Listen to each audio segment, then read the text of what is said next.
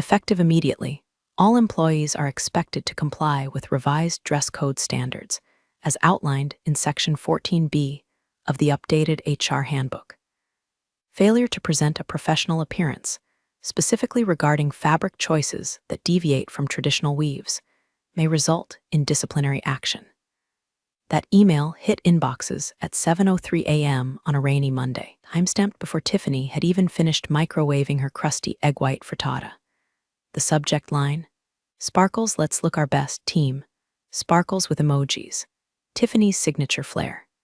Sarah read it twice, jaw tight, sipping her bitter black coffee in the corner cubicle near the copy room, the one with the flickering fluorescent light that made everything feel like a hostage video.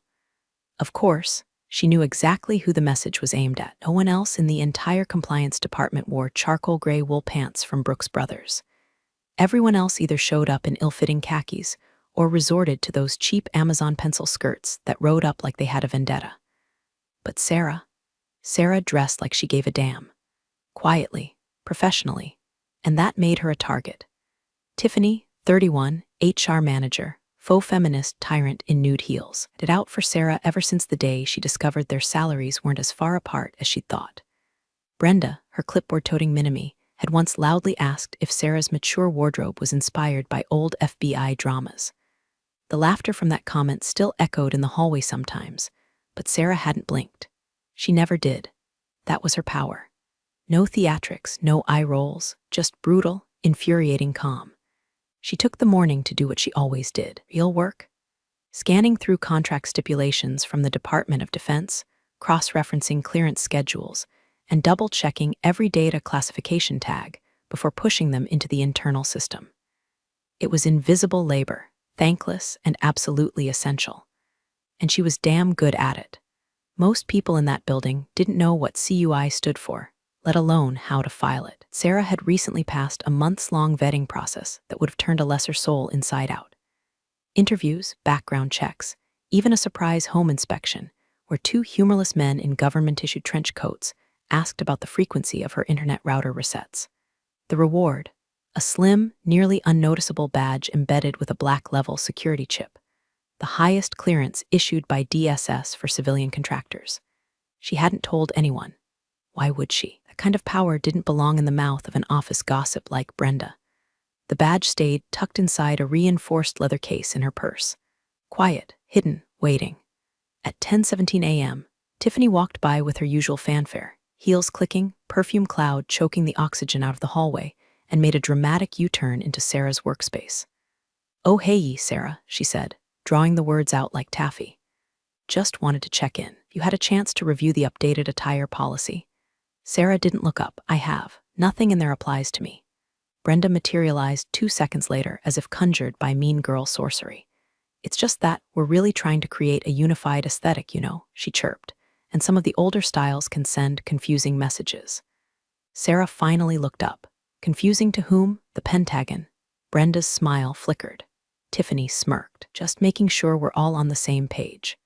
After all, some people don't always realize when they're towing the line. "I don't tow lines," Sarah said flatly. "I write them." Section 16A of the Federal Compliance Brief trumps any HR memo. "But I'm sure you already knew that." Tiffany's cheeks tightened. She didn't respond. Just gave that fake little smile, the one that never reached her eyes, then turned and left in a puff of citrus-flavored hostility. Brenda scurried after her, whispering something that made them both cackle like they'd just pantsed the prom queen. Sarah returned to her screen, but something in her chest had shifted. The cold, familiar twitch of office sabotage. She'd felt it before.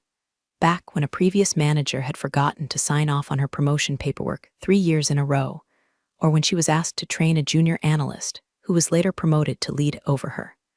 None of it shocked her anymore. The email, the emoji-laced threat hiding behind bureaucratic fluff, felt different. It was clumsy, emotional, reckless, which meant Tiffany was getting bold, and boldness from small minds was dangerous. Sarah glanced at her purse. The badge sat nestled between a bag of almonds and a portable charger, humming with silent authority. A digital fingerprint of trust from the most paranoid government on Earth. She hadn't earned it by being nice, earned it by knowing how to stay invisible, until visibility became a weapon. And now, it felt like someone was itching to make her visible. The sound of the coffee machine wheezing its last ounce of stale Colombian roast was almost a comfort, until Sarah caught the scent of something fouler than burned beans, vanilla body spray, and weaponized self-importance. Tiffany. Sarah had just reached for a plastic stirrer when she felt the room temperature drop 6 degrees. He didn't need to turn around. She knew that breathy exhale. "Oh wow," Tiffany cooed loudly enough for Brenda to hear from 3 cubicles down. "Sarah, those pants are interesting." Sarah blinked once.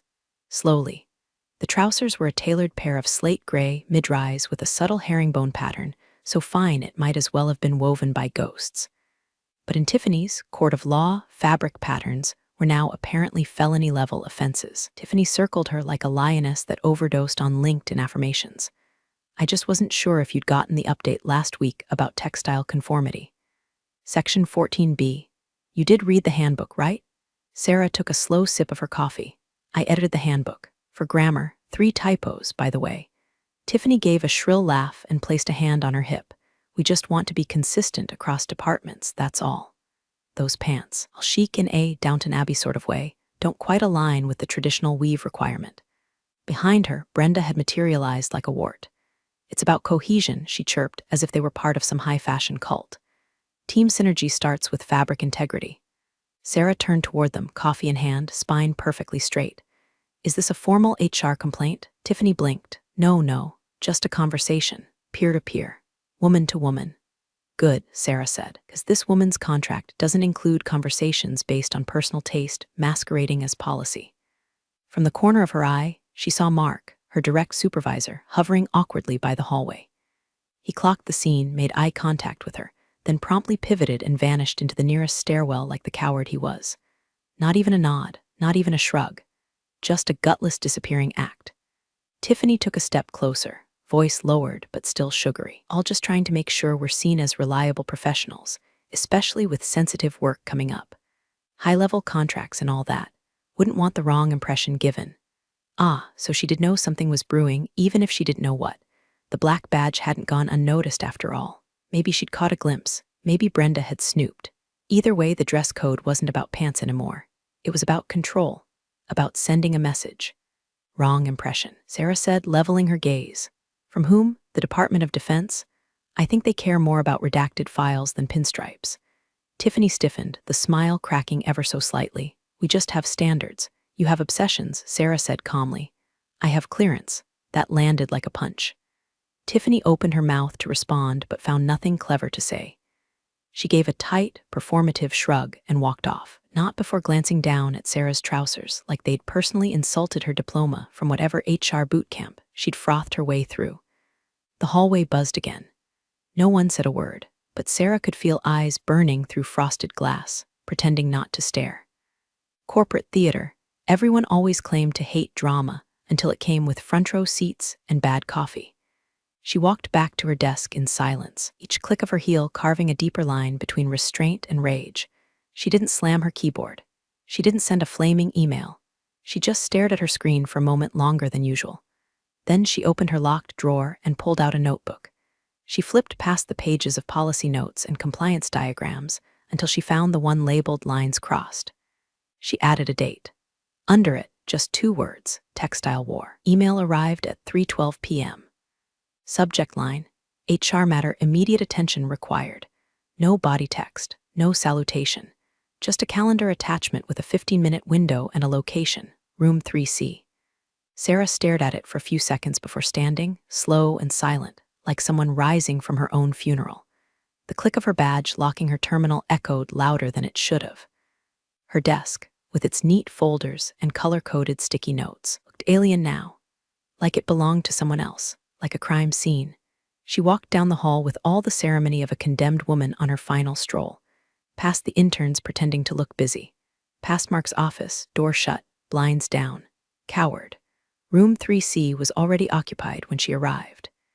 Tiffany was seated at the head of the small conference table, her iPad angled just so, like she was hosting a TED talk on weaponized condescension. Brenda sat to her right, fiddling with a pink gel pen like a nervous squirrel. On the left sat Mr. Caleb Morton, Senior Operations Manager, a man who'd once congratulated Sarah on a 72-page audit brief by saying, "That's a lot of words for compliance stuff." He now looked deeply uncomfortable, as if he'd been promised a simple witness role and not the chance to star in an execution. "Sarah," Tiffany said, tone dipped in faux warmth, "thank you for joining us." "I was ordered to," Sarah replied, seating herself with the quiet grace of someone about to lose everything and still refusing to give them the pleasure. "We'll get straight to the point," Brenda chirped, unfolding a typed script. "This is a formal termination meeting, conducted in accordance with corporate procedure outlined in Section 8B of the Employee Accountability Guidelines." Sarah blinked. Tiffany continued, eyes gleaming, "To repeated noncompliance with our updated dress code policy and a demonstrated pattern of insubordination when addressed, the company has no choice but to terminate your employment, effective immediately." Brenda handed Sarah a 2-page document with the words "Final Notice" printed in bold red letters across the top like it was a parking ticket. "You've been warned multiple times," Tiffany went on. "This morning's confrontation was simply the last straw." Sarah scanned the document, her name, her employee ID. The word defiance appeared 3 times. There was no mention of her clearance level, no mention of her work output, which was spotless, just phrases like workplace cohesion and cultural tone setting. She felt nothing at first, no tears, no anger, just a cold vacuum in her chest, sucking out the last bit of belief she'd clung to that professionalism still meant something. "I see," she said, voice even. "Just to be clear, I'm being terminated for a pattern of dress code violations." Tiffany nodded. "Among other behavior concerns, yes. Such as?" Brenda looked flustered. "Tone, resistance, comments that have been interpreted as undermining leadership, including your own." Tiffany's smile flickered. "Let's not make this harder than it has to be." Sarah gave a dry laugh, no joy behind it. "You already did that when you turned woven wool into a crime." Tiffany leaned forward, smug. "Understand this is difficult. But as we say around here, policies are only as strong as our willingness to enforce them." From behind Sarah's locked terminal, still visible through the glass wall of room 3C, a blue notification flashed across the screen. None of them noticed it at first, but Sarah did. "DSS mandated system check-in, overdue." The screen dimmed. The alert pulsed. Tiffany turned, noticed it, and smirked. "Guess you won't be needing that anymore." Sarah said nothing, just stared at the screen. She could feel the air getting thicker. Her fingertips buzzed with the static of rage held under pressure. "Please collect your belongings," Brenda said, softer now, rehearsed sympathy taking over. "Someone from IT will escort you out." "Of course," Sarah said, standing with deliberate calm. "Wouldn't want to cause a security breach." Tiffany laughed. "Don't be dramatic, Sarah." She didn't answer. She just turned toward the door. But before she left, she paused and glanced over her shoulder. "You just fired the only person in this building who knew how to keep your government contract from collapsing like a Dollar Tree lawn chair." 3 faces blinked at her. Blank, uncomprehending. Sarah smiled. "Enjoy your fabric integrity." The walk back to her desk felt longer than it ever had, somehow stretched out like the office itself was enjoying her humiliation. The box they gave her was insultingly small, kind designed for sympathy, not logistics. A single sheet of bubble wrap fluttered uselessly in the bottom like a condolence prize. Sarah didn't cry, she didn't tremble, but she could feel it crawling up her spine, that slow, simmering flush of public shame. Not the loud kind, the quiet kind. The kind that settles into your bones and echoes with every "Are you okay?" offered by people who never gave a damn before today. She passed the marketing pod first. No one said anything. Rachel looked up, blinked, then quickly bent her head back to her screen. Jason gave a half-hearted nod like they'd run into each other in the frozen aisle at Trader Joe's, not 5 feet from the open wound of her career. Next was accounts receivable. One of the interns mouthed, "I'm so sorry," with the kind of panicked eyes normally reserved for funerals. Sarah gave a polite, dead-eyed smile. She kept walking. By the time she reached her cubicle, Mark was standing there, useless as ever, hands in his pockets like a guilty teenager. "Hey, he said, clearing his throat. "Sorry to see you go, Sarah." She tilted her head. "Are you?" He opened his mouth, but no sound came. After a beat, he nodded. "Well, good luck out there." Then he walked away. She stared at his back as it receded down the hallway, vanishing into the warm safety of managerial spinelessness. It was perfect, really, fitting exit gesture from a man who once spent 10 full minutes in a meeting, explaining the importance of being a team player, while she silently fixed a federal compliance error that would have cost them 6 figures. The desk itself was still hers, at least for the next 10 minutes. She began packing with quiet efficiency. The framed photo of her and her sister at Arches National Park. Her personalized mug that said trust, but verify. Legal pads scribbled with notes on procurement protocols. A small cactus she'd nursed back to life after Brenda overwatered it last year, possibly on purpose. Everything went into the box, except the badge. It lay beneath her keyboard, right where she always kept it, shielded from view, its black surface unmarked save for the government-issued RFID number embossed near the bottom. She picked it up gently, like it was a matchstick with the power to burn the whole place down. She took out the protective sleeve from her purse, a thick black envelope lined with RFID blocking mesh. It was labeled Property of DSS Do Not Discard.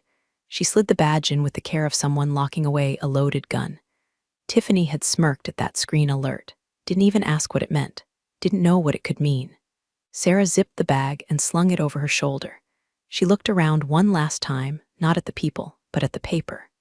The files, half-finished data logs still blinking on her screen. Each one a tiny thread holding together a $50 million contract. Threads she'd been stitching, alone, for months. Now frayed, now untended. She walked to the elevator. No one followed. At the front desk, IT was waiting. A thin man in a faded hoodie who couldn't meet her eyes handed her a sealed envelope. Final paycheck and Cobra info, he mumbled. Lovely, she said, dropping it into the box like garbage. The elevator doors opened. She stepped in, turned around. And as they closed, she watched the lobby shrink away.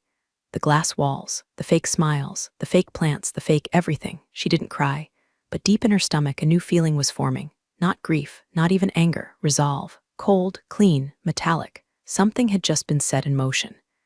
And nobody in that building had the clearance to see it coming. Sarah had just started peeling the sticker off her now useless employee badge when the glass doors whooshed open behind her with a gust of late afternoon wind and purpose. Not that distracted sort of entry you get with sales reps or interviewees fumbling with portfolios. No, this was military precision energy, the kind that turned heads without raising voices. He glanced up from the vinyl lobby chair just in time to see a man and a woman in matching dark suits step through like they'd been summoned by seismic instability. No logos on the briefcases, no name tags, but their posture said everything. These people were not here for onboarding. The man was tall, close-cropped hair, his tie so symmetrical it looked stenciled. The woman wore a severe bun and walked half a step ahead of him, scanning the room like she was casing it. Both wore slim lapel pins, black, circular, with the unmistakable eagle insignia encased in a silver ring.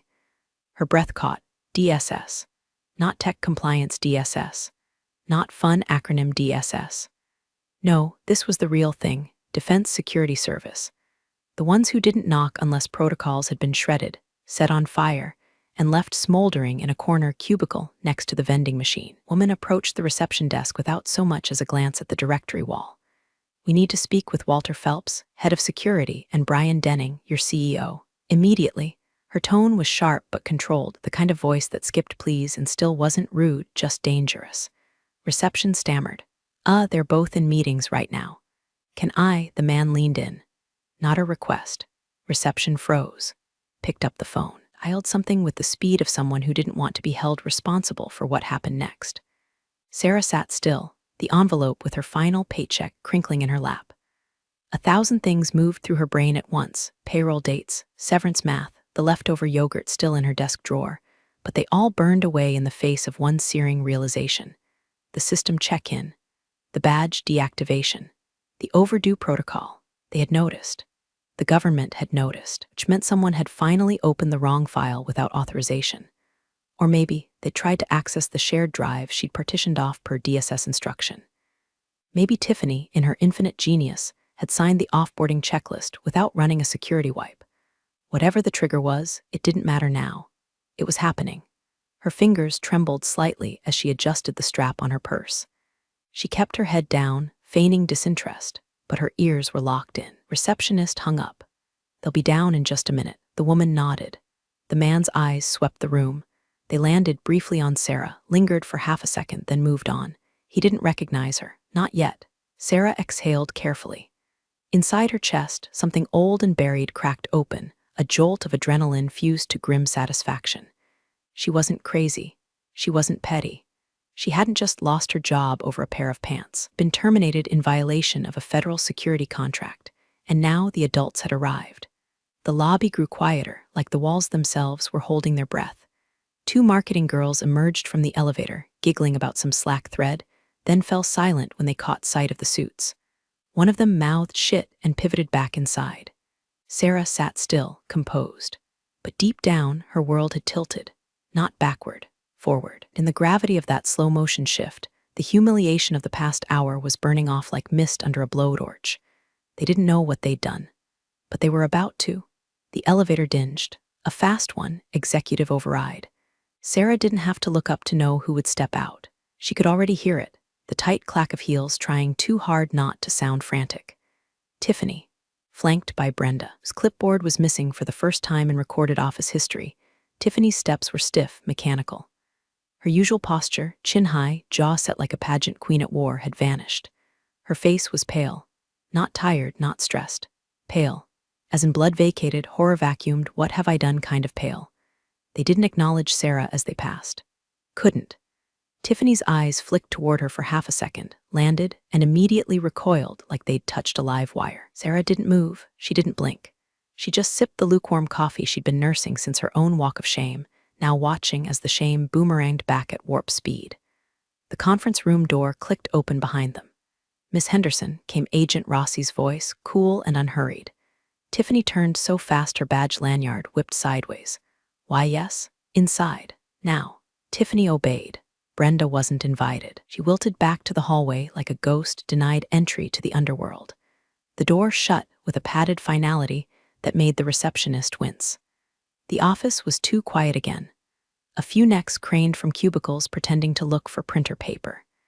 Inside the conference room, voices rose in muffled panic.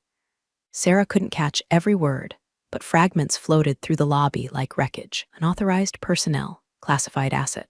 Contract breached then. She was let go before the check-in window. A male voice, Agent Miller likely, dropped like a brick. You let her go without notifying DSS? A pause. Then chaos. Brian Denning, CEO, came down himself this time. His usually smug expression replaced with a sweat-slicked panic, necktie yanked crooked like he'd tried to strangle himself on the elevator ride. He blew past the receptionist, past the copier, through the waiting area, until he saw Sarah. He stopped dead in front of her, breath ragged. Sarah, he said, smiling too wide, too forced. Would you mind stepping into my office for a quick chat? She looked at him, not rising. I no longer work here, she said evenly, just loud enough to be heard by the interns eavesdropping from behind the ficus. You'll have to make an appointment. His mouth opened, closed. His Adam's apple bobbed. Please, try it again. Just a quick. She stood slowly, calm as an earthquake before it hits. Her purse still slung over one shoulder, the black badge still zipped inside like a detonator. I'm sure your team can handle it, she said. After all, it's just fabric, right? Brian's face twisted with the panic of a man realizing the iceberg wasn't theoretical anymore. She brushed past him without waiting for a response. Behind her, the conference room door opened again. Tiffany stepped out, visibly shaking. Her mouth moved toward some defense, some excuse, some gasp of HR doublespeak. But Sarah didn't give her the audience. She kept walking. She didn't look back, not because she didn't want to see their faces, but because she already had, and they looked exactly like justice. Sarah had just made it to the lobby's glass exit doors when the unmistakable sound of polished shoes on tile stopped her cold. Not the scamper of interns, not the desperate shuffle of Brenda in kitten heels. No, these footsteps had weight, authority, purpose. She turned just as Agents Miller and Rossi approached her from behind. Miss Givens? Agent Rossi asked, her tone clipped but respectful. Sarah raised an eyebrow, half turning. Still am, unless you'd like to revoke that too. Agent Miller gave the faintest smile. We understand today's events were unexpected. We'd like a moment of your time. Behind them, elevator pinged again. The doors parted to reveal Brian Denning, breathless, followed by Tiffany, eyes red, makeup streaked, the fresh face of corporate comeuppance. They froze in place like two children watching the principal hand their report cards to the police. Of course, Sarah said, straightening her purse strap. Let's talk. The agents flanked her, one on each side, walking her back toward the conference area, not into the room where the execs had been spiraling minutes earlier. Instead, they paused near the reception area where everyone could see. The message was clear. She wasn't being taken anywhere. They were speaking with her, voluntarily, respectfully. "Miss Givens," Agent Miller began, "we're reviewing the clearance oversight and response protocol related to your termination. Your record with DSS is clean. Pristine, in fact. Your work on the encrypted data handling back in Q1, that flagged positive attention." Rossi nodded. "We have questions, of course, but primarily we want your cooperation with the next phase. The contract still exists. The mission hasn't changed, but the contractor might." Sarah took a breath. Cold, heavy clarity was beginning to settle in her bones. This was the moment everything turned. She glanced sideways. Brian Denning was standing near the ficus, sweat soaking through his dress shirt like a Rorschach test of regret. Tiffany looked like she might faint. Brenda had vanished, probably dissolved into her clipboard. Brian stepped forward, voice trembling with the urgency of a man watching his career circling the drain. "Sarah, Miss Givens, look, let's be reasonable. Obviously, things were mishandled, on both sides. I'd like to formally offer you your position back." She didn't respond. "And a raise," he added quickly. 10%. "No, 15, full reinstatement, senior title. We'll put it in writing right now." Everyone in the lobby froze. The receptionist stopped typing. A junior exec paused halfway through her vape outside the window. Even the ficus looked offended. Sarah tilted her head, eyes calm and merciless. "The salary you could afford," she said, "wouldn't cover the therapy required to forget working for you." Dead silence. Brian's mouth opened like he might object, but nothing came out. He turned back to the agents. "Where would you like to talk?" Agent Rossi gave a small nod. "We have a field office across town, but no rush. You're not under review. We're simply inviting you to help fix what they broke." Sarah smirked, finally allowing herself the pleasure of it. They broke a lot. Agent Miller held the door open for her. As she walked out between the agents, past the stunned faces, the frozen fear, and the now irrelevant org chart, Sarah felt the last trace of humiliation drain from her blood like poison being drawn from a wound. She wasn't rehired. She'd been upgraded. They hadn't made it 3 steps toward the parking lot when Agent Miller's phone buzzed. He stopped mid-stride, checked the screen, and muttered, "1 minute." His voice didn't change, but Sarah saw the flicker of something new in his eyes, confirmation. The kind that comes at the end of a long string of escalated red flags. Turned on his heel and walked back into the building, motioning for Agent Rossi to stay with Sarah. "Won't take long." Inside, chaos had settled into that eerie corporate silence, the kind that happens after a fire alarm, where everyone pretends to work but only stares at Slack, waiting for disaster to bloom. Sarah didn't follow, but she could see through the glass. Agent Miller didn't knock. He walked straight past reception, past the panic-stricken executive assistant, into the fishbowl conference room like he owned it. Brian Denning stood there, hands on his hips, trying to maintain the posture of a man still in control of something. Miller dropped a single manila folder onto the glass table. The conversation started low, clipped. Brian's jaw moved faster than his words. Tiffany hovered behind him like a ghost tied to the scene of her own crime. Then Miller opened the folder. From outside, Sarah watched it all in quiet, razor-sharp focus. Brian leaned forward, his face changed. The kind of change that doesn't happen gradually, it snaps. First denial, then recognition, then devastation. He sat down hard like someone had knocked the spine out of him. Tiffany took 1 step back, then another, until her back hit the glass wall. Agent Miller's voice was no longer low. It carried mishandling of a cleared federal asset, irreversible chain of internal security violations, no less than 6 failed protocols, all signed off by your HR department. Brian stood up again, trembling. "There's got to be some fix, a clause, a workaround. This contract is our lifeline." Miller didn't flinch. "Your eligibility for the $50 million federal contract is now void. The breach triggered a full DSS audit. Your company is being placed under review, effective immediately." Silence. Then, older Miss Tiffany Hastings has been flagged as the origin point of the breach. Her credentials are now invalid. Expect formal communication by the end of the day. That landed like a sniper shot. Tiffany collapsed into the nearest chair, blinking like she'd just been yanked out of a dream. Sarah saw her lips form the word "how," but no one answered. The door hissed open, and Agent Miller stepped back out. Sarah raised an eyebrow. "All good," he nodded once. "Been notified?" A few paces behind him, Brian stepped into view. Deflated, sweating, eyes hollow. He looked at Sarah like she held the detonator, because in a way she had, and she hadn't even pressed the button. He opened his mouth, but nothing came out. Tiffany followed a second later, mascara streaking like prison bars down her face. She wouldn't look directly at Sarah. Couldn't. Sarah didn't gloat. She didn't smile. She just stared. This wasn't satisfaction. This wasn't revenge. It was something cleaner, something colder, like watching a ship sink that should have never been seaworthy to begin with. The building behind her was still standing, but the world inside it had collapsed. The glass doors sighed, shut behind her one last time. No box in her hands, no cardboard trophy of corporate exile. Just her purse, her badge, and the scent of scorched ego wafting from the building like smoke from a controlled demolition. Air outside hit different now, sharper, cleaner, charged with the static hum of something not yet written. Sarah stood for a moment on the concrete landing, watching the clouds break apart overhead like even the sky had decided the day had earned a little theater. Agent Rossi caught up a few paces behind her, heels clicking with casual authority. "You handled that well," she said. "I handled that quietly," Sarah replied. "There's a difference." Rossi smiled, kind that actually meant something.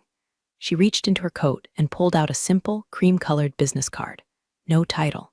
Just a name, a direct number, and a discreet DSS seal pressed into the paper like a watermark from Olympus. "We subcontract oversight roles," Rossi said, "especially when a primary contractor is compromised, as yours clearly was." Sarah turned the card over between her fingers. "I assume the pay's better." Rossi gave a small nod. "Better, cleaner, saner." Sarah raised an eyebrow. "You work for the federal government. Sanity's not the word I'd use. We prefer working with people who understand protocol," Rossi said, her tone dropping half a notch into something more deliberate. "People who don't flinch when idiots in HR try to wield power they don't understand. People who know how to handle chaos and keep their mouths shut until the right moment." A pause. "Then the government still needs this project to happen, Sarah. The file doesn't go away just because the contractor self-destructed. Give us a call next week." She tapped the edge of the card twice against Sarah's palm before slipping her hands back into her coat and walking off with the ease of someone who already knew the ending. Sarah stood there a while longer, watching Rossi disappear around the corner, the buzz of traffic returning to fill the air, world continuing like none of this had happened. And maybe to the world it hadn't. But to her, this was the world now. Not office birthday cakes, not synergy huddles, not passive-aggressive calendar invites disguised as performance threats, not pleated slacks on men who couldn't spell compliance, but made six figures anyway. This world, the real one, was forged in silence and sealed documents and codes that didn't belong on whiteboards, was built by people who understood gravity. And finally, she wasn't just floating in it, she was anchored. Sarah slid the card into the same pocket that held her badge. Then she walked to her car. No glance back, no slow motion goodbye. Just sunlight, metal, and the strange comfort of knowing the house had burned down, and she was the only one who walked out without a single blister. Let them rebuild. Let them scramble. Let them wonder how she's sleeping at night. Spoiler, like a goddamn diplomat. Thanks for joining the fun, you office survivors. Subscribe for more switch-flicking drama. Let's make your former coworkers sweat.